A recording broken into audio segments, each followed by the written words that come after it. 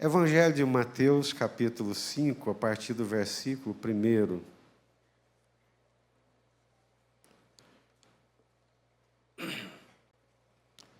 Vendo Jesus as multidões, subiu ao monte e, como se assentasse, aproximaram-se os seus discípulos e ele passou a ensiná-los, dizendo: Bem-aventurados os humildes de espírito, porque deles é o reino dos céus. Bem-aventurados que choram, porque serão consolados. Bem-aventurados mansos, porque herdarão a terra. Bem-aventurados que têm fome e sede de justiça, porque serão fartos. Bem-aventurados misericordiosos, porque alcançarão misericórdia.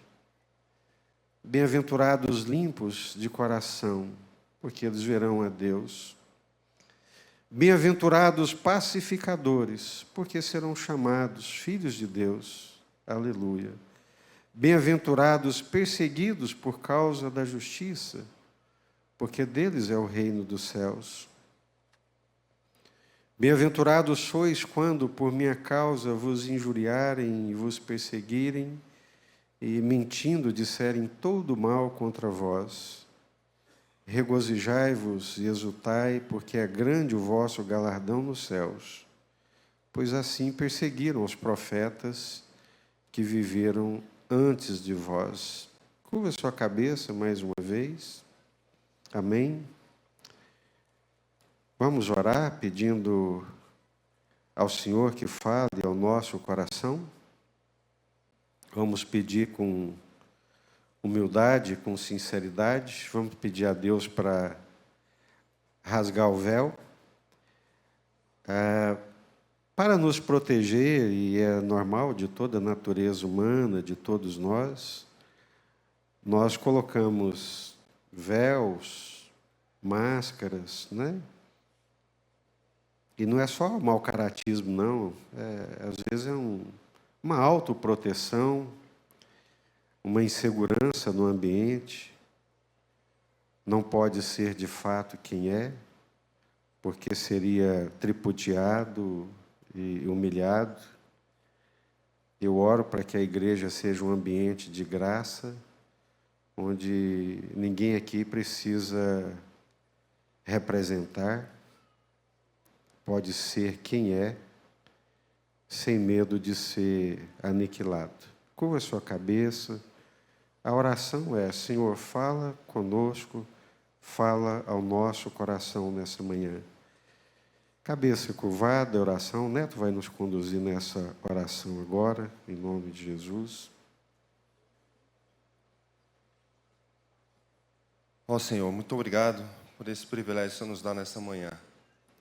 Pelo que já ouvimos, pela presença do Senhor conosco, através dos cânticos, através no início da ministração da palavra do Senhor aqui nessa manhã. E pedimos ao Senhor que nos ajude. Deus, desanuvia a nossa mente, tira essa nuvem espessa sobre nós. Livra-nos dos pesos, livra-nos do pecado. Como Hebreus bem diz, o pecado que nos assedia e nos agarra com muita firmeza. Que através da palavra do Senhor nesta manhã, iniciamos, ó Deus, nesse semestre. Ó Deus, e que o Senhor, o Espírito Santo do Senhor, faça realmente uma obra no nosso coração. Porque nós precisamos do Senhor, como foi bem dito aqui, nós precisamos do Senhor de forma desesperada. Como uma criança que precisa amamentar com aquele leite da mãe, ela chora esperneando porque ela está com fome. Nós precisamos ter essa fome da parte do Senhor. Nós precisamos ter essa sede da parte do Senhor.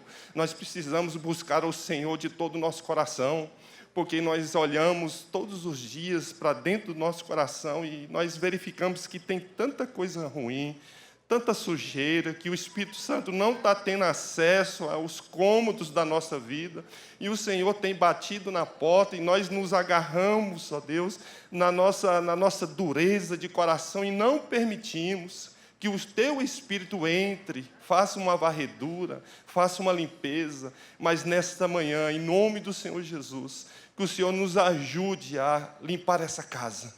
Que o Espírito Santo do Senhor limpe mesmo a nossa mente, o nosso coração, para que o nosso caminho, o nosso andar, o nosso proceder, as nossas ações, ó Pai, os nossos desejos sejam agradáveis ao Senhor. Continua usando a vida do Teu Filho, ó Pai, que o Senhor tem colocado diante desse rebanho, diante desse aprisco. E nós sabemos que o Senhor tem falado através da vida do pastor Jesus. E que nós ficamos atentos à voz do Teu Espírito. Não nos deixe perder esse privilégio, Deus, nesta manhã, para que o Senhor faça a obra que precisa ser feita. É o que nós te pedimos, ó Pai, nesta manhã, e cremos que o Senhor usará de misericórdia. Mas nós precisamos, ó Deus, assim como Moisés, nós precisamos dar um passo, colocar os pés no mar.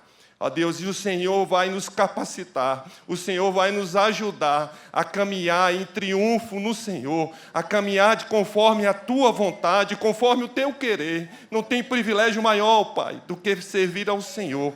E o que o Senhor use de misericórdia com a Tua igreja, com o Teu povo, em nome de Jesus, para a glória do Senhor Jesus. Nós temos os irmãos que estão aqui, presentes, e temos também os irmãos que estão online, pela internet, e todos podem participar, e é uma alegria, e ficamos felizes com a participação de vocês. Se puderem fazer essa participação pelo chat da igreja, pela transmissão que está sendo feita aí pelo YouTube, vamos dar um bom uso para o celular e para as mídias sociais, você pode acessar, já está online. Mesmo você que está aqui, ou aquele que nos assiste remotamente, podem fazer a sua participação, fazer as suas perguntas, elas são muito abençoadoras, né? Até ontem conversei com Adriano, doutor Adriano, numa das questões, colocações que ele fez, e foi muito abençoador, falando sobre ansiedade, a depressão, né, de uma das ministrações que tivemos aqui. São questões muito presentes hoje e que nós precisamos, assim, desesperadamente da graça de Deus para compreendermos, né? Mais uma vez, né, Deus realmente falou conosco, reverberando a canção Clame Jesus das montanhas, mas clame Jesus também da escuridão. Tem momentos da vida que crente também passa pela escuridão, né? Momentos difíceis, né? E até mesmo depressivos. Aí clame Jesus, busque Jesus. Amém? Então você pode participar. Tudo isso é para dizer que você pode participar. Está aqui o Arnaldo Silva, estão com o microfone para tornar a sua participação aqui conhecida de todos nós. Sermão do Monte, Evangelho de Mateus, capítulos 5, 6 e 7. 3 capítulos, apenas 3 capítulos, contém o Sermão do Monte ou o Sermão da Montanha. A gente prefere falar Sermão do Monte, porque provavelmente não era uma montanha, mas era um elevado, né? Era um monte. Qual que é a importância do Sermão do Monte?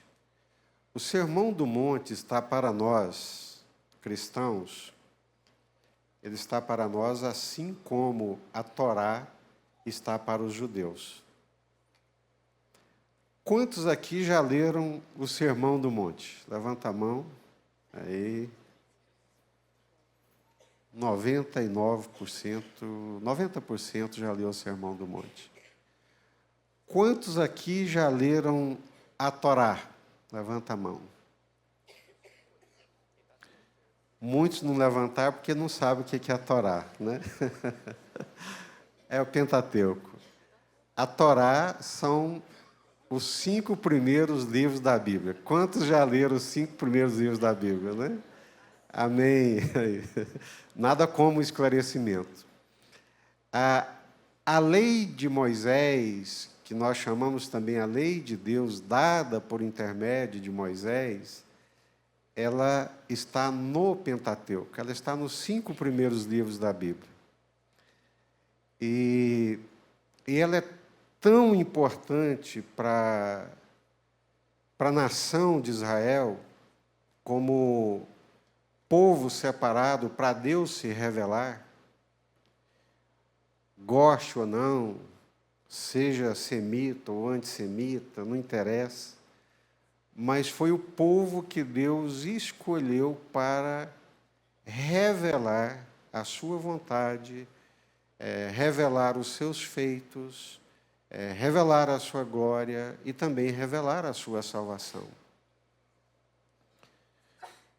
Não é o povo perfeito, não é o povo com quem Deus trata exclusivamente hoje, porque hoje Deus trata com a igreja e se manifesta através da igreja. A revelação de Deus hoje, os movimentos de Deus hoje se dá através da igreja. Mas Paulo pergunta, mas qual que é a vantagem de ser judeu, então? Romanos, capítulo 2 e 3. Muitas. São muitas. Porque deles vêm os patriarcas. Deles vêm os oráculos, a palavra de Deus. É com eles que Deus faz uma aliança. E os dons de Deus são irrevogáveis. Romanos capítulo 9, 10 e 11.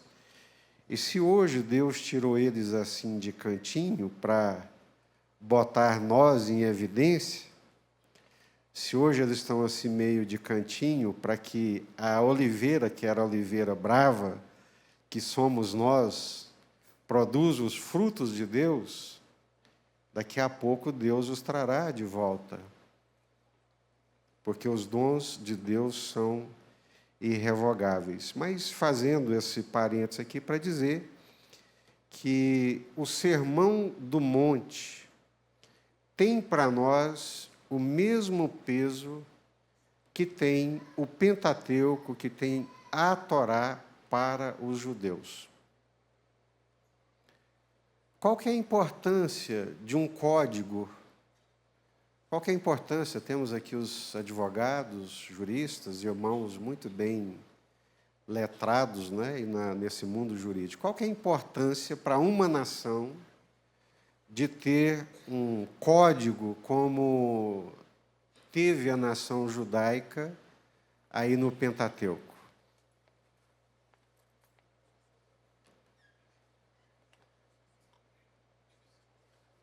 Você não tem uma nação constituída se ela não tiver um código de regras, de comportamento.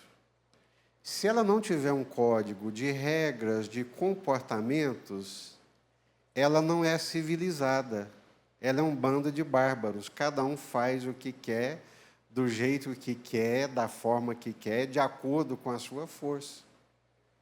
Então, uma nação constituída, uma nação que tem coesão, uma nação que tem ordem, ela precisa desse aparato e dessa segurança jurídica, ela precisa desse código que ordene. Caso contrário, ela vira um bando de bárbaros. Essa é a diferença, né, de bárbaros e romanos, a diferença de bárbaros e gregos, porque gregos e romanos são ordenados politicamente e juridicamente. A Torá, ela deu o espírito da nação de Israel. Entendem quando eu falo assim? A a consciência, né, usando aqui um pensador, Durkheim, a consciência coletiva, a identidade, né? Eu espero que vocês estejam me entendendo. A identidade enquanto povo, enquanto nação. Nós somos a nação de Israel, nós somos o povo de Deus. Essa identidade passa pela lei, pela Torá, pela lei de Deus, pela lei de Moisés. Por isso que nós vivemos dias muito complicados, por causa desse relativismo, quando não se tem mais regras, código, ordem. Então, nós estamos muito próximos, se não já na barbárie. Mas o mais importante é, a Torá, ela deu o espírito da nação de Israel. Vocês entendem isso? Espírito no sentido de consciência coletiva, espírito no sentido hegeliano, né? de mente, de modo de pensar, de cultura, de maneira de ser. Não dá para dissociar a identidade da nação de Israel, da lei de Moisés, da Torá, do Pentateuco. Vocês compreendem isso? Fica claro? Amém? Isso é muito importante e é uma delícia quando a gente entende isso. Ora, se a Torá fez isso para o povo judeu, o Sermão do Monte forma o espírito, a consciência, essa consciência do povo cristão. O nosso código de ética e moral está aqui nesses 3 capítulos do Evangelho de Mateus. Pode ter certeza disso. Todo o nosso código ético, moral, do cristão, do cristianismo, da fé cristã, está aqui no Sermão do Monte. Fantástico. Um sermão, 3 capítulos, forma toda, essa consciência. Por isso que John Stott vai dizer assim: o Sermão do Monte exerce um fascínio sem par. Ele parece encerrar a essência do ensino de Jesus. Ele torna a justiça atrativa, envergonha o nosso fraco desempenho e gera sonhos de um mundo melhor. Eu falei, gente, que iluminação. O Sermão do Monte exerce um fascínio sem par. Ele parece encerrar a essência do ensino de Jesus, ele torna a justiça atrativa, envergonha nosso fraco desempenho e gera sonhos de um mundo melhor. Que mundo melhor? O reino de Deus.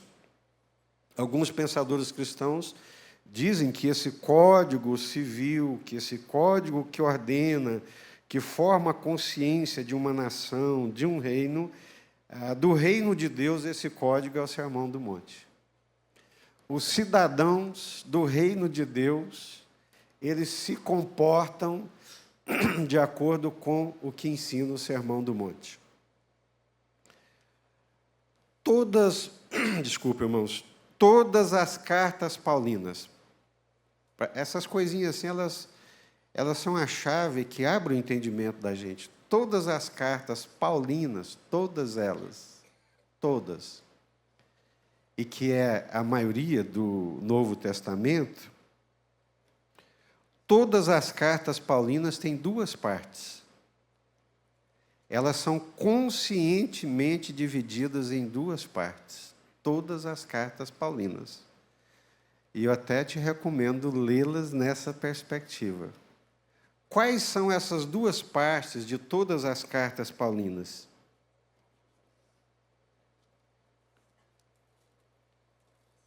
Não é para exibir, não, mas é o conceito teológico. Toda carta paulina, toda carta paulina, todas elas, se divide em duas partes: o querigma e o didaquê.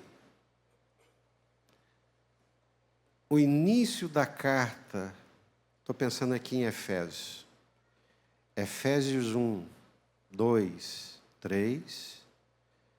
Bendito Deus e Pai do nosso Senhor Jesus Cristo, que nos tem abençoado com toda sorte de bênção nas regiões celestiais, em Cristo Jesus, porque nele nós temos redenção, porque nele nós temos perdão dos nossos pecados, porque em Jesus nós somos selados pelo Espírito Santo como propriedade exclusiva de Deus. Capítulo 2, aí desses dois homens, Deus fez um só. Esse homem, um só, capítulo 3, é o grande mistério revelado de Deus, que é a igreja de Jesus. A igreja de Jesus, ela revela, ela ensina principados e potestades sobre a multiforme graça da sabedoria de Deus. Revelação, proclamação doutrinária do grande plano de Deus para a salvação do homem. 1, 2 e 3. Capítulo 4 em diante, didaquê. Didaquê é a vida prática. Como é que eu vou viver nas minhas relações sociais? Como que eu vou, por exemplo, como eu sou um empregado, sou crente, mas sou empregado, fui trabalhar numa firma, alguém me contratou para trabalhar, e eu sou um crente, servo de Deus, um servo de Jesus, como é que eu vou me portar? Como é que deve ser o meu comportamento para glorificar a Deus? Faço parte de uma igreja, e nessa igreja tem muitas pessoas necessitadas. Como é que deve ser a minha vivência nessa comunidade? Aí Paulo começa, olha, aqueles que mentiam, que eram mentirosos, não mintam mais. Aqueles que eram libidinosos, concupiscentes, sabe, aqueles olhares impudicos, aquele olhar... Mudou, vocês foram lavados pela palavra de Deus e pelo Espírito Santo de Deus. Isso é didaquê.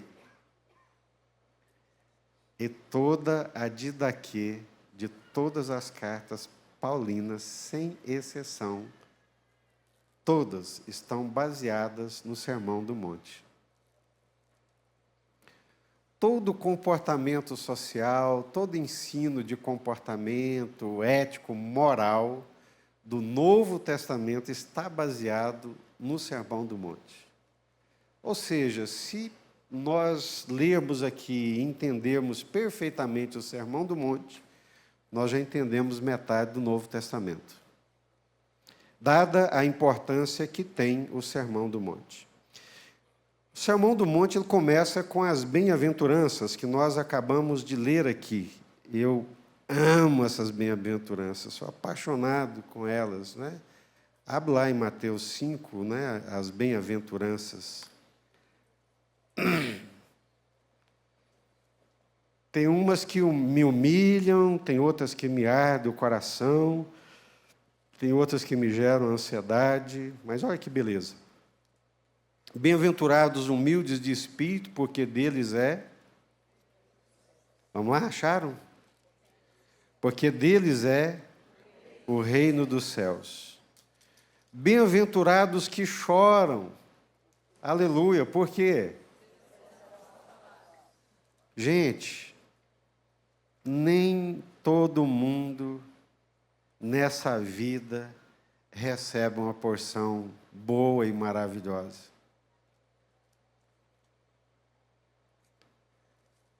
A única coisa democrática nessa vida é a morte.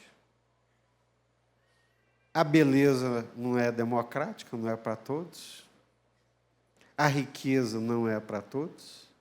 A boa educação não é para todos. O nascer num berço de ouro sem ter que suar, chorar e brigar é raríssimo, é para pouquíssimos, né? Bem-aventurados que choram. E nos dias de Jesus tinha muita gente que chorava porque a pobreza, a miséria, o desespero era grande demais. Aí eu fico imaginando Jesus sentado, aquela multidão ali silenciosa, pegando cada palavra, e Jesus vendo o sofrimento, a angústia daquele povo, os reveses da vida. Bem-aventurado vocês que choram, porque vocês serão consolados. Bem-aventurados os mansos, humildes de coração, mansos de coração. Hoje vocês não têm nada, mas vocês herdarão a terra. E uma terra renovada, restaurada, glorificada. Bem-aventurados que têm fome e sede de justiça, porque serão fartos. Às vezes eu ouço alguns desfechos da justiça, né? O sujeito dirigindo Porsche, embriagado, Porsche, carro de R$1 milhão, atropela um trabalhador que está saindo do trabalho de madrugada, de bicicleta, atropela, o braço dele é arrancado, e esse motorista desse Porsche foge, vai embora, não comparece à delegacia para fazer os testes.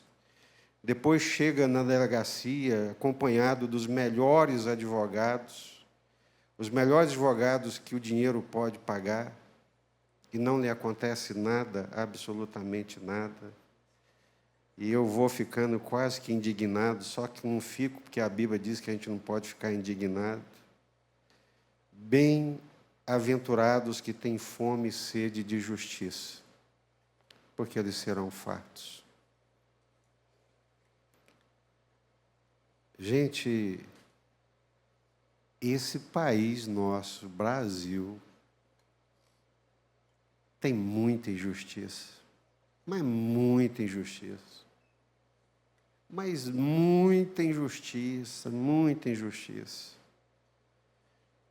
Bem-aventurados que têm fome e sede de justiça, porque serão fartos. Essa parte aqui, 7, me encanta. E bem-aventurados misericordiosos, porque alcançarão misericórdia. Eu vejo tantos irmãos justiceiros, né, com os outros. Eu vejo tantos irmãos exigentes e rigorosos com os outros, né? Sem misericórdia, porque misericórdia é dar para o outro aquilo que ele não tem direito. É o que Deus faz conosco todo santo dia. Bem-aventurados misericordiosos, porque alcançarão misericórdia. Bem-aventurados limpos de coração, porque verão a Deus. Bem-aventurados pacificadores, porque serão chamados filhos de Deus. Esse aqui eu amo também. E eu sei que é o Espírito Santo.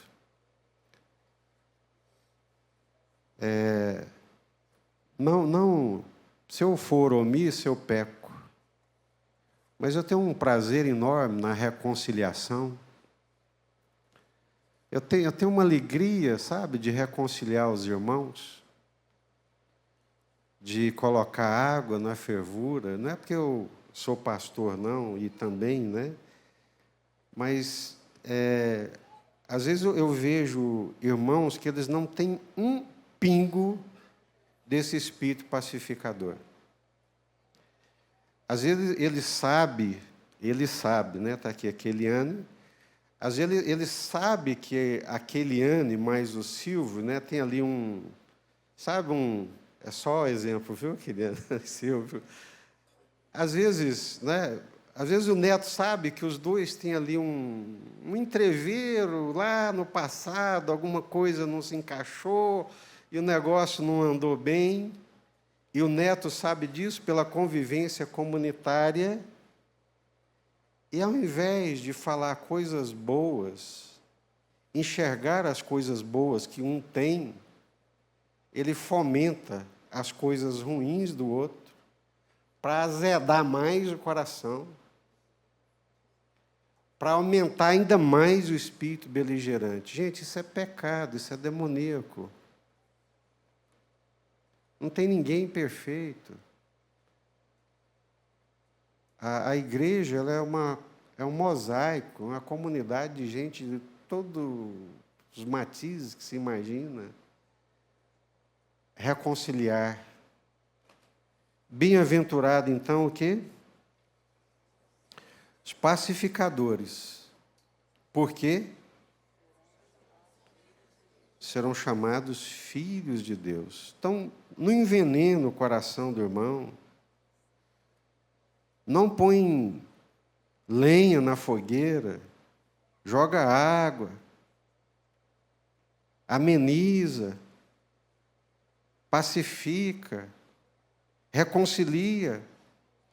Bem-aventurados os perseguidos por causa da justiça, porque deles é o reino dos céus. A Torá, a lei de Moisés, só tem um mandamento com promessa. Qual que é? Isso, as irmãs aqui estão afiadas. Qual que é o único mandamento com promessa? Honra teu pai, honra tua mãe, para que te vá bem sobre a terra, para que se prolongue os seus dias. É o único mandamento que tem uma recompensa, que tem uma promessa quando você o cumpre. E eu não sou tolo, não sou bobo. Todas as vezes que eu vou visitar minha mãe, com 93 anos de idade, e dou muito graças a Deus pela vida da Márcia, que a Márcia fala assim, sua mãe gosta de chocolate. E compra aqueles chocolates especiais, caros, para levar para uma velha de 93 anos. E eu nunca, pode ser que alguma coisa, alguma vez tenha acontecido, mas eu nunca vou na casa da minha mãe de mão vazia. E a Márcia me ajuda muito. Eu sou devedor a ela. Sou devedor, Márcia. E graças a Deus que também cuidei e ajudei, na medida do possível, cuidar dos meus sogros, né? Mas a Márcia fala assim, sua mãe gosta de uva. Eu falei, Márcia, mas está caro. Não, ela gosta, leva a uva para ela. Eu levo uva para minha mãe, eu levo chocolate. 93 anos, Jorge, gosta de uma Coca-Cola. Pressão 12/8. Não tem problema de rins, não tem problema de fígado, só tem problema de velhice, nem diabetes, artrose para tudo quanto é lado, também, né? Não tem jeito. Mas eu sei disso. Está escrito na palavra de Deus, gente. Eu saio nas nuvens, porque todas as vezes que eu saio de lá, a Márcia, a Débora, os meninos são testemunhas. Que Deus te abençoe, meu filho. Que Deus te abençoe.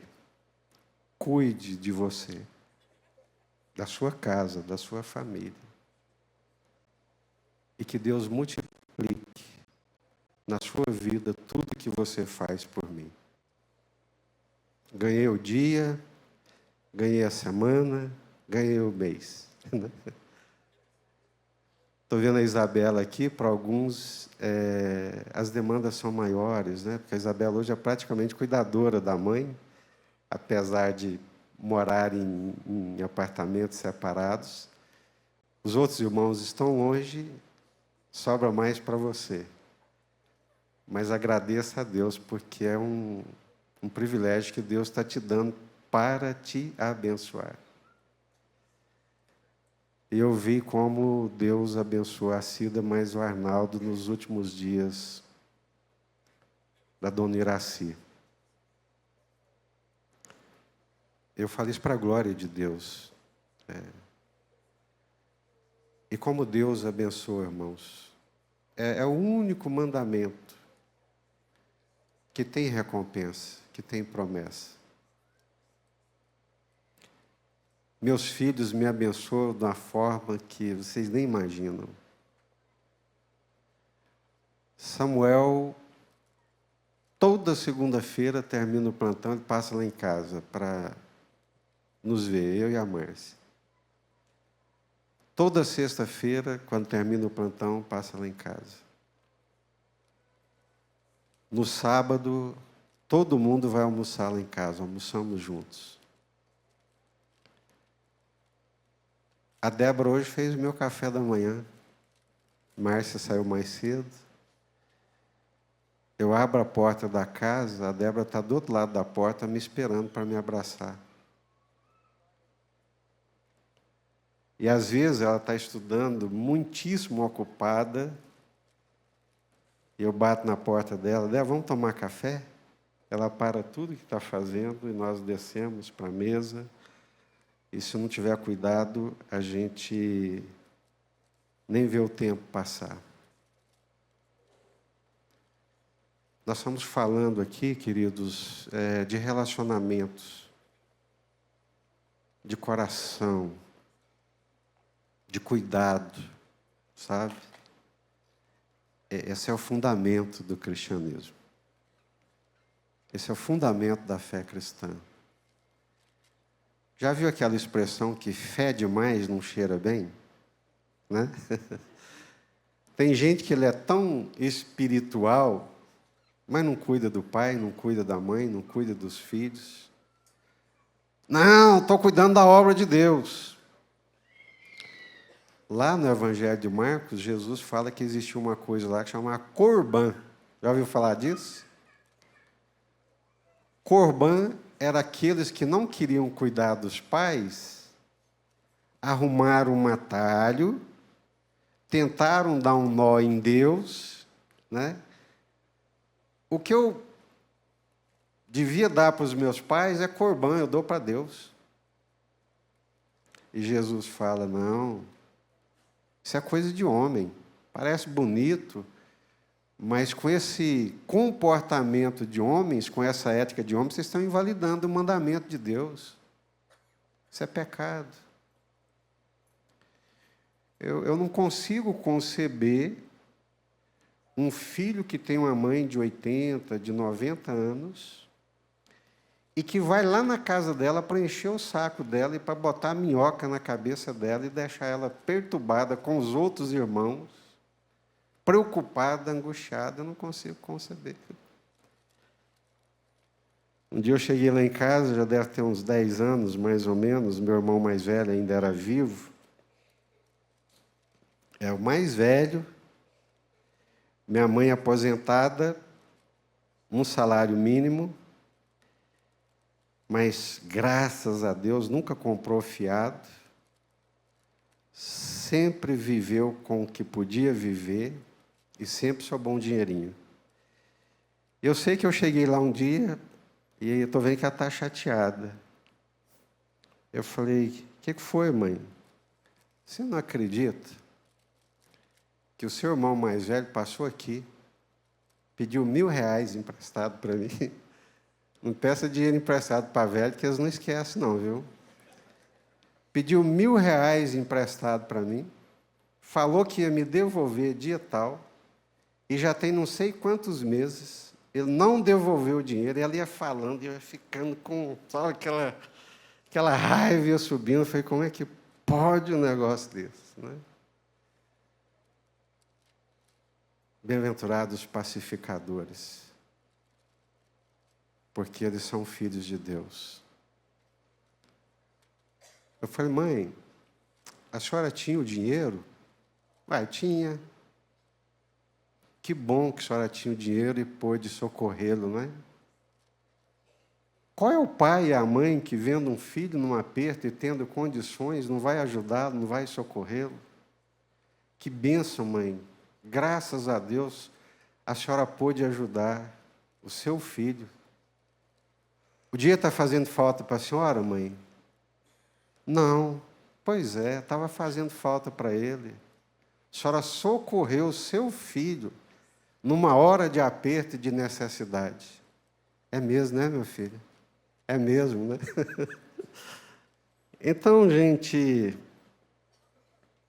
essas são as bem-aventuranças. Na Torá não tem bem-aventurança, né? Tem as bênçãos lá, etc e tal, mas ou você cumpre ou o pau canta na sua orelha. Agora aqui não. Toda bem-aventurança, ela tem uma recompensa. E nós começamos com a primeira aqui.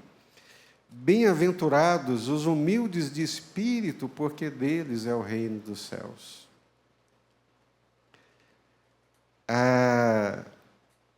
Nos dias de Jesus, reinos eram tomados pela força e pela violência. O mais forte subjugava o mais fraco. O que conseguia regimentar força e poder dominava sobre os outros. Reino é domínio. Aí Jesus está olhando para aquele bando, né, aquela multidão de gente pobre, angustiada, porque era só os pobres, né, os angustiados de alma, aqueles que eram como ovelhas sem pastor, que seguiam Jesus.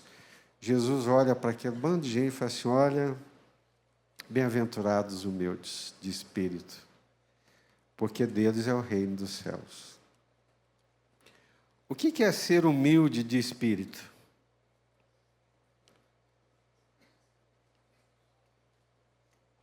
Tinha um versículo na Bíblia que me intrigava, que falava sobre os pecados do espírito.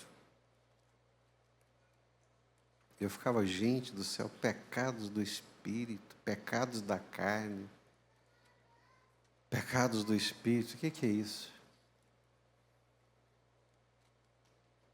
E não adiantava ler comentários, porque parece que o trem não entrava. Tinha que ser uma revelação, tinha que ser uma iluminação, né? Aí eu comecei, o Senhor foi abrindo a cortina. Pecados da carne, grosseiros da carne. São aqueles pecados que trazem sensações, prazeres para o corpo. Pecado sexual, a glutonaria, a bebedice e outros pecados que envolvem essa parte sensitiva, né? Mas os pecados do espírito são os pecados do coração. É lá de dentro, que ninguém vê. Um dia Jesus estava andando com os discípulos dele e todo mundo com fome, eles já começaram a entrar na seara, pegar as espigas, debulhar e comer as espigas. Os judeus vendo aquilo, falaram assim: mas os teus discípulos não cumprem a lei, eles comem sem lavar as mãos. Lembra o que Jesus respondeu para eles?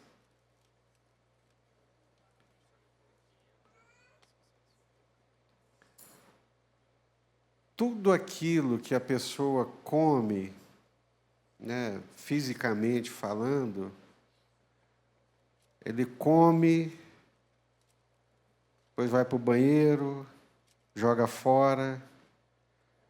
Os grandes pecados do ser humano, eles vêm de dentro. Não é de fora para dentro, mas é de dentro para fora.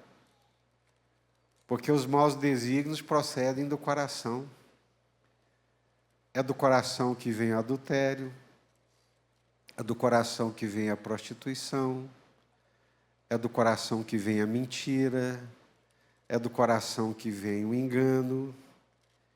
Então, quando Jesus fala de humildade de espírito, ele está falando desses aspectos internos, sabe?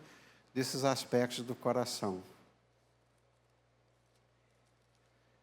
Eu sei que você já deve ter tido a mesma experiência que eu tive em alguns momentos da vida.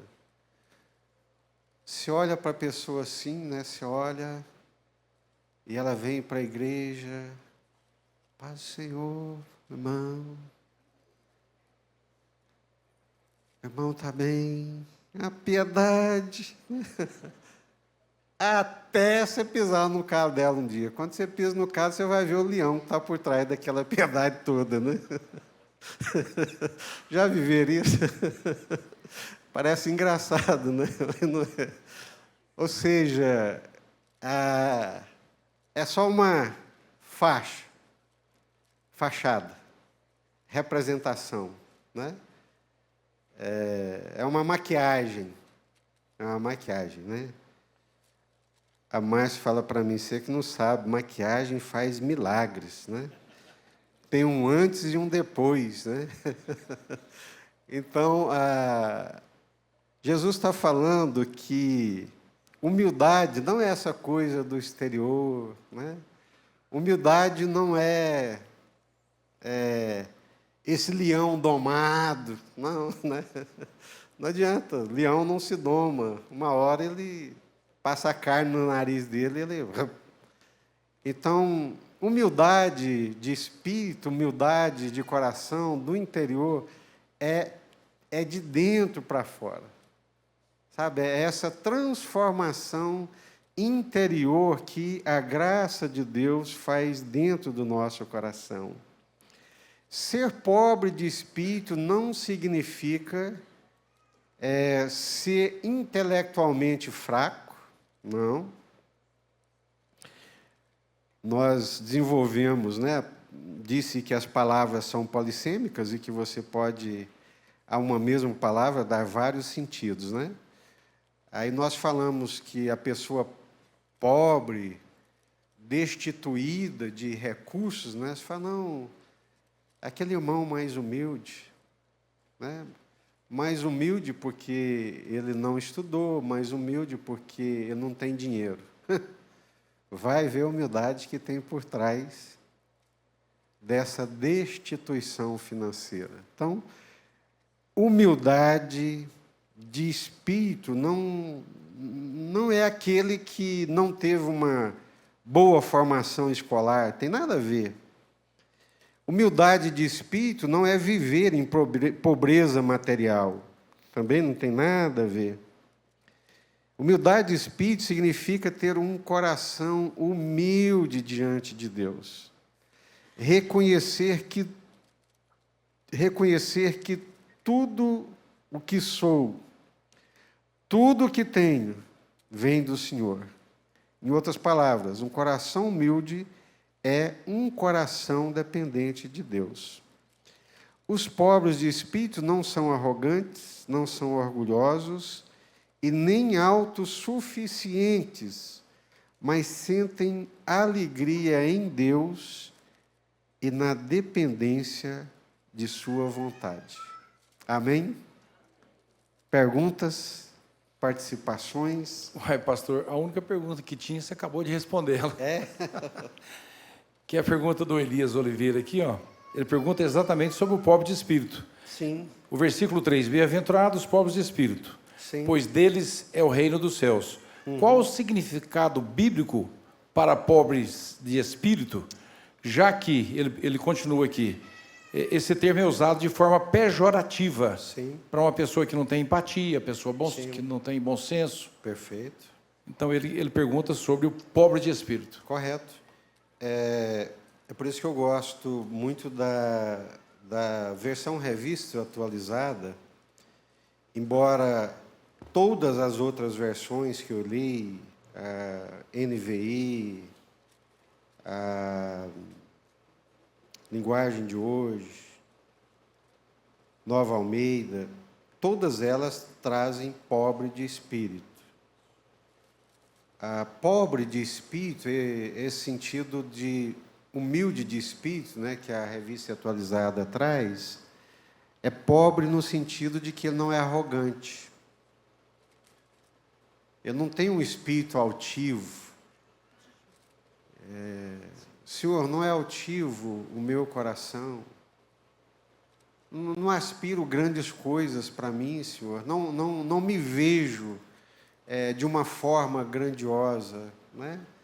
Então, essa pobreza de espírito, essa humildade de espírito, que está relacionada à humildade também, tem a ver com a maneira como nós nos vemos, como nós nos enxergamos, né?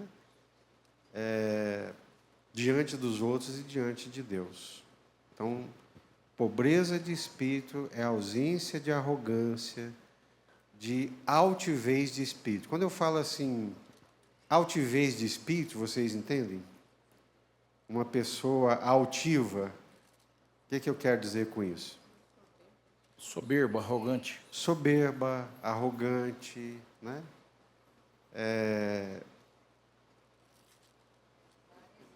Narizinho empinado, né? Não entra em qualquer lugar, não conversa com qualquer pessoa, trata as pessoas de acordo com o que aparenta. Então, isso é uma altivez de espírito, né? É uma arrogante de espírito. O pobre de espírito é esse que entende que há um Deus infinitamente maior, criador de todas as coisas, que ele sim pode ser altivo e orgulhoso e ele não é. Então, essa pobreza de espírito, essa humildade de espírito está relacionado ao coração, mas também à relação com Deus. Todos os mandamentos aqui, as bem-aventuranças, elas se relacionam com Deus e com o nosso próximo. Amém? Pastor, uma pergunta interessante aqui, relacionada a sogro e sogra. Ah, sim. Bem interessante, do Tales, de Pina. Sim. O mandamento como promessa, Sim. depois que casamos, ele se estende ao sogro e sogra? Ou ele se estende ao sogro e à sogra?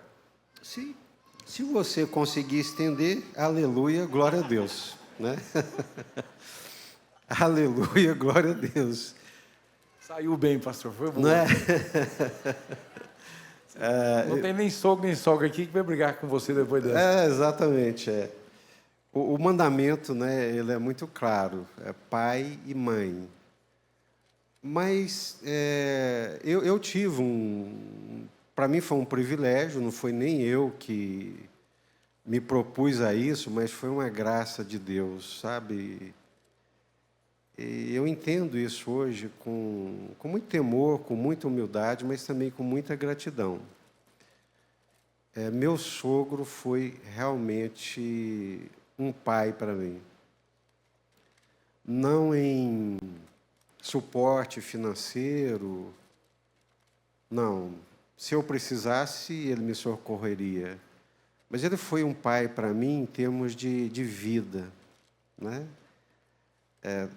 Vocês conhecem, todos conhecem a minha história. Meu pai se ausentou de casa quando eu tinha 7, 8 anos. Saiu um dia para trabalhar e nunca mais voltou.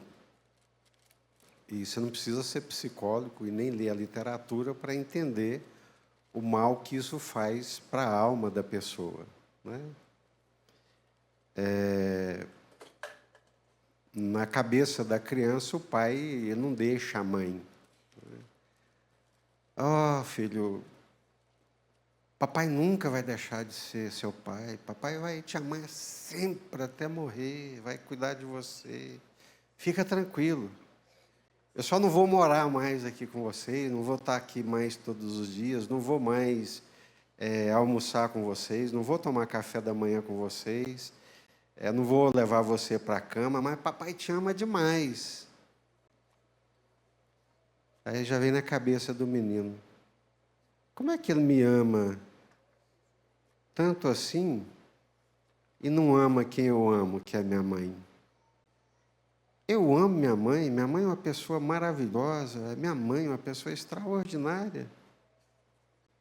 Como é que ele diz que me ama e não a ama, né? Então, isso faz um estrago muito grande na alma da pessoa, e eu tive esse estrago, né? Foi horrível você não ter um pai, você também viveu isso, né, Thales? Perdeu o pai muito novo. E é horrível A figura paterna que o mundo tem tentado desconstruir, né? Satanás, a literatura, a figura paterna, a figura masculina, que tem sido assim destroçada impiedosamente, ela é muitíssimo importante para a vida da criança, para a formação da identidade, sabe? Graças a Deus que as recordações que eu tenho do meu pai são as melhores possíveis. Pensa assim num homem inteligente, acima da média para a época.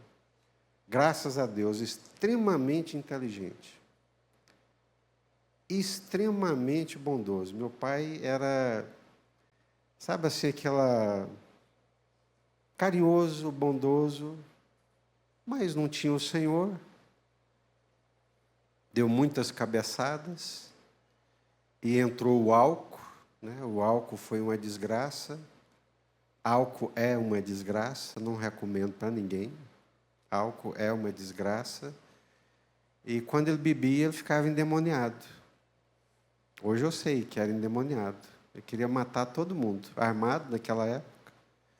Minha mãe saía correndo de casa de madrugada, com 5 crianças, bebê, menino pendurado de todo lado, porque se ficasse lá, ele matava todo mundo, endemoniado. Tinha dia que ele chegava em casa para almoçar, já alterado, endemoniado também, porque eu acho que álcool, não vou fazer disso uma regra, né? Mas é uma porta para Satanás. A gente esperando para almoçar, ele chegava, pegava as panelas, jogava todas elas lá no quintal. Imagina o que é isso, né? Então, isso deixa um rombo na alma da gente, né? Mas Deus proveu isso. Deus proveu. E supriu isso de uma forma graciosa. E eu entendo que foi no meu sogro.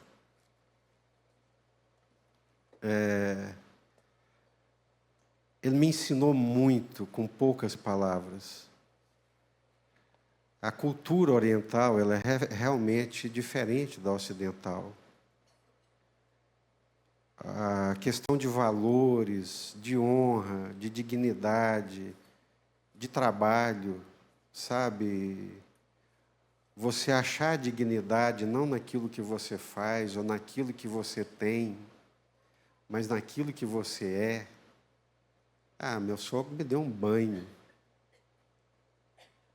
A inteireza das convicções,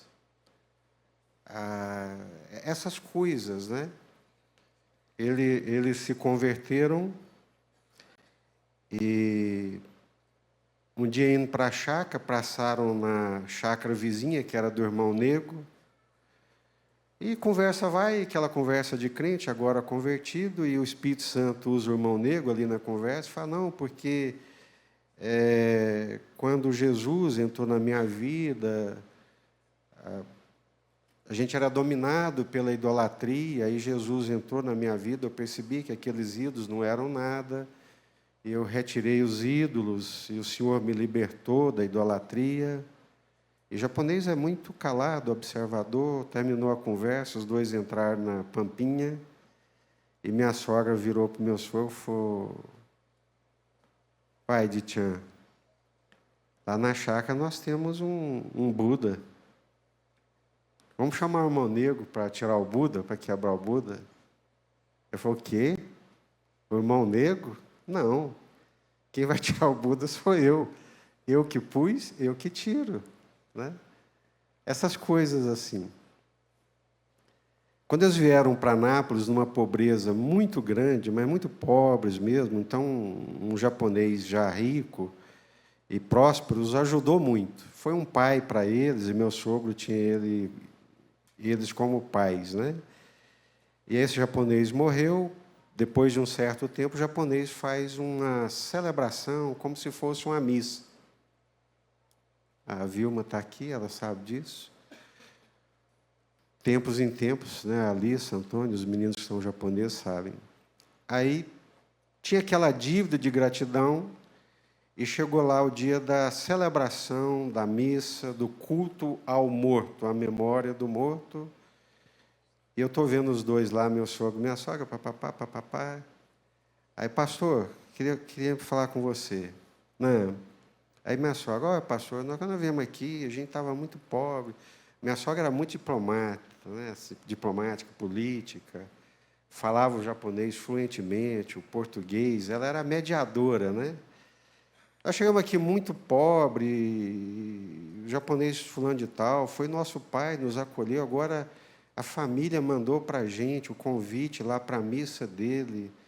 E japonês é assim, se ele te fez uma coisa, você tem uma dívida de gratidão eterna. E eles nos convidaram. Eu estou falando aqui para o meu esposo, né, que era o meu sogro, para a gente ir lá na missa, que não tem nada não, né, pastor? Aí meu sogro, eu já falei para ela que eu não vou. Se eu for lá participar de um culto desse, queimar incensos ali, aquela coisa toda, com que cara que eu vou encarar Jesus depois? Como é que eu vou olhar para Jesus depois? Eu, brasileiro, né? Como todo bom brasileiro, jogo de cintura, né, e tal. Eu falei, é isso aí. Integridade não tem preço. Tem coisas que não se negociam. Família a gente não negocia. Cuidar dos filhos a gente não negocia. Servir ao Senhor com integridade, gente, é horrível, mas me dá um nó nas tripas, embrulha o estômago. O crente que é o crente Raimundo, né? Um pé na igreja e outro no mundo. Não tem integridade, não tem convicção. Então, nesses aspectos, meu sogro foi realmente um pai para mim. Mesmo não sendo crente ainda, a integridade de caráter dele, poxa, foi um presente de Deus. Como eu aprendi, né? E como meus filhos aprenderam. Então, depende, né? Depende do relacionamento. E aquilo que eu disse brincando, mas eu digo de coração. Se você tiver essa graça de fazer do seu sogro seu pai, gente do céu, você ganhou mais um pai. Fazer da sua sogra sua mãe. E o bom, né, é que lá nós aprendemos, ouvindo o pessoal falar, mas nós aprendemos, né? Eu chamava meu sogro de Tochan. E minha sogra de Cachan, né? O Tochan, que é pai, paizinho.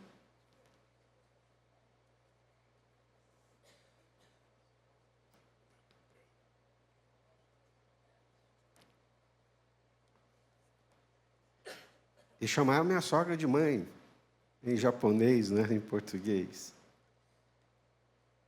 E eles foram muito marcantes. Muito.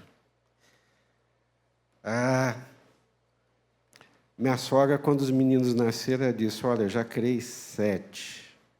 Agora, se é problema seus, não traz menino para mim cuidar, não. Mas era só da boca para fora. Como ela nos ajudou. Como ela foi uma bênção. Mas a Márcia, a gente gostava muito e tirava, fazia questão de fazer isso. Era um dia para nós, uma tarde para nós. A gente ia para Goiânia para passear. Era um dia que a gente podia. E minha sogra ficava com os meninos. Dava banho, alimentava. Ou seja, é disso que nós estamos falando, são dessas coisas do coração. Se você conseguir ser humilde de espírito, tratar bem a sua mãe, tratar bem o seu pai, tratar bem o seu sogro, a sua sogra. Tem uns que são mais difíceis, né? Mas para o Espírito Santo não tem nada difícil, nada complicado. Vamos orar, gente? Amém? Pastor, só mais uma perguntazinha aqui, que talvez muitos estejam sentindo aqui como o Vinícius. Eu estou citando o nome porque está no chat, então eu creio que não tem problema. Mas ele está se sentindo constrangido com toda essa situação. E ele põe aqui: pastor, me sinto tão constrangido quando comparo meus comportamentos com o que a palavra recomenda que a gente seja e faça.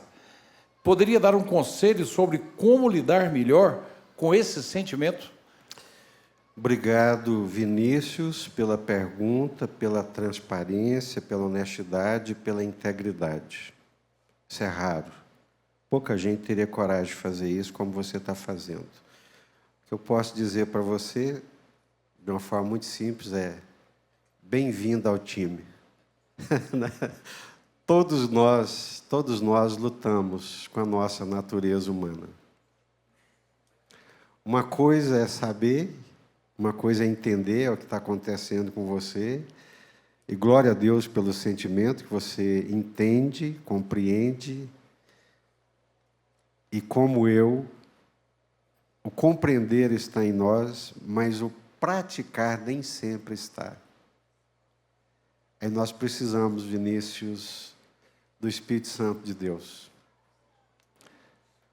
Nós precisamos, né, Silvio, da ajuda do Espírito Santo. Gente, o Espírito Santo transforma o nosso coração.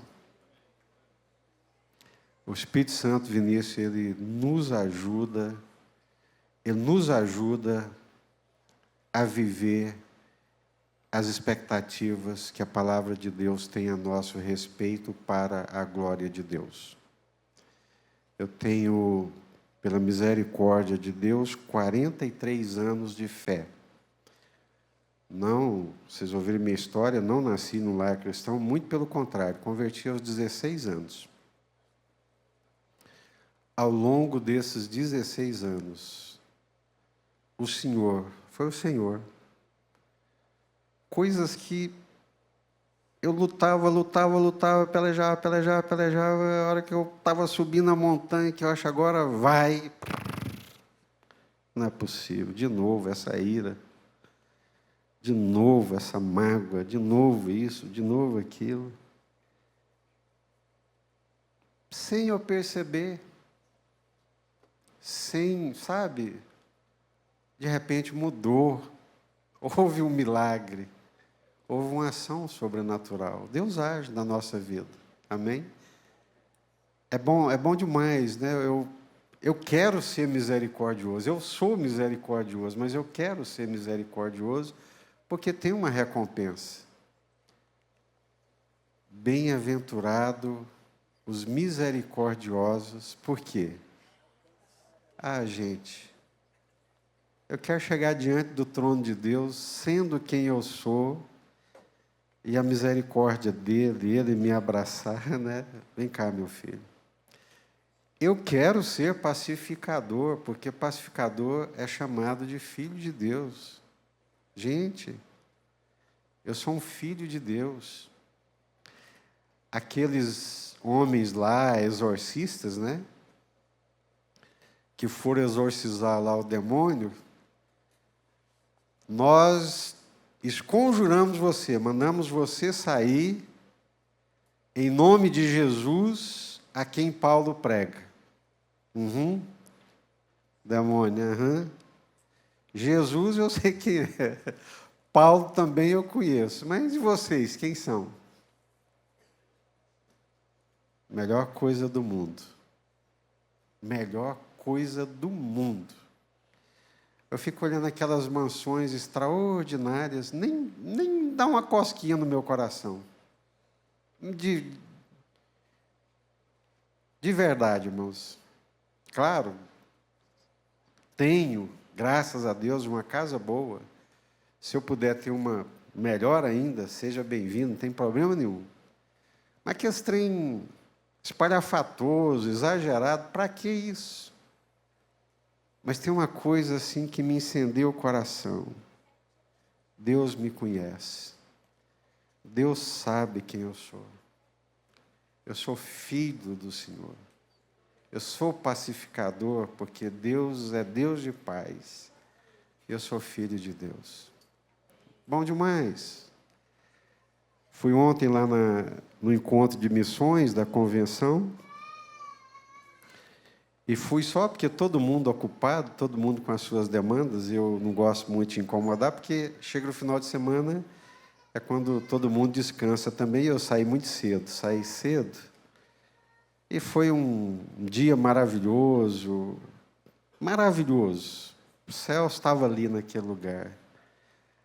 Aí saí de lá 11 horas para vir para Anápolis, sozinho, mas eu não estava sozinho. Meu Pai Celestial, eu sou filho de Deus. Em cada pedacinho daquele caminho, em cada parada, o Senhor estava comigo. Melhor coisa do mundo, gente, é servir ao Senhor. Amém? Vinícius, Deus te abençoe pela pergunta, realmente muito boa. E as outras também, as participações são excepcionais. Ontem eu terminei a pregação lá na convenção, no encontro de missões, e no discipulado, né, quem participa sabe que a gente faz uma pergunta, né? Qual que é a pergunta que nós fazemos quando nós encerramos? O que Deus falou com você nessa manhã? O Vinícius deixou claro aí que Deus falou com ele. O que Deus falou com você? Aqui nessa manhã. O que Deus falou com você, Regina, nessa manhã? Oi? É uma especificamente que você vai levar no coração. Que pressão, hein, Regina? Eu não sei ser pacificadora, assim. O meu eu fala mais alto que eu. Amém, Regina. Isso me tocou muito o coração. Glória a Deus. Obrigado, Regina. Obrigado. O que Deus falou com você nessa manhã? O que Deus falou no seu coração que você vai levar para a sua casa? Zuma, o que Deus falou no seu coração nessa manhã? Você que veio lá dos Estados Unidos e toma essa pressão aqui agora.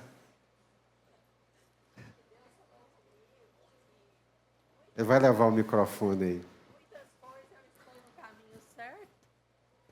Muitas coisas eu estou no caminho certo, como eu tenho cuidado muito da minha mãe, só eu, os outros filhos não cuidam, mas eu preciso melhorar em muitos aspectos, em outras, né? Amém. Como ser humilde de espírito, né?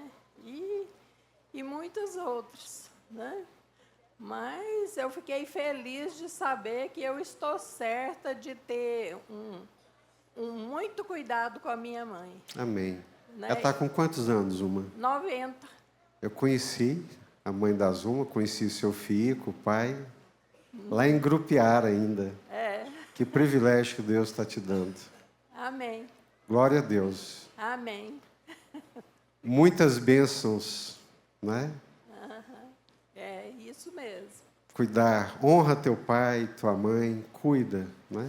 Mas muitas vezes eu sou criticada, sabe, pastor? Por cuidar tanto, por zelar tanto, sabe? Eu sou muito criticada por isso.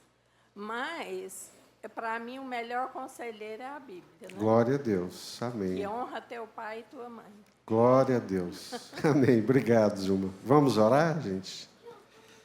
Senhor, obrigado por essa manhã tão especial aqui na tua presença. Nos deleitamos no Senhor, na tua palavra, desde os cânticos pela manhã. Nós podemos clamar ao Senhor. Quando não estamos conseguindo, quando não estamos na montanha, mas estamos lá no vale, lá na escuridão, nós podemos clamar ao Senhor. Jesus, socorro, Jesus. Jesus, socorro. Podemos clamar ao Senhor na depressão. Terrível, Senhor. Que dor. Que enfermidade, Senhor. Praticamente invisível, mas que traz tanta dor. ouvindo as explicações ali do doutor Adriano, nós não imaginamos o que é passar por uma depressão. Os transtornos emocionais, transtornos da mente. Obrigado, Senhor, pelos médicos como o Vitor e tantos outros que o Senhor tem levantado para cuidar dessas enfermidades. Os irmãos que o Senhor tem levantado como psicólogos para cuidar de crianças com autismo e com tantos outros transtornos. Clamamos ao Senhor nessa manhã. Clamamos ao Senhor. Clamamos ao Senhor nesse nosso Brasil de tantas injustiças e maldades, de insegurança jurídica, de insegurança financeira. Jesus, traz refrigério para nós, Senhor. Sopra a alegria do Senhor, o refrigério do Senhor sobre as nossas almas. E nos ajude, Senhor. Dá-nos um coração humilde. Nós não temos nada, Senhor, para ficar arrogante, soberbos. Nada, absolutamente nada. Daqui a pouco, se nós não morrermos, nós vamos ter que ser cuidados pelos outros. Então, livre-nos da arrogância, da soberba, da altivez e dá-nos um espírito humilde, sermos humildes de espírito, porque já estamos e queremos viver cada vez mais no Teu reino. Em nome de Jesus é que nós oramos.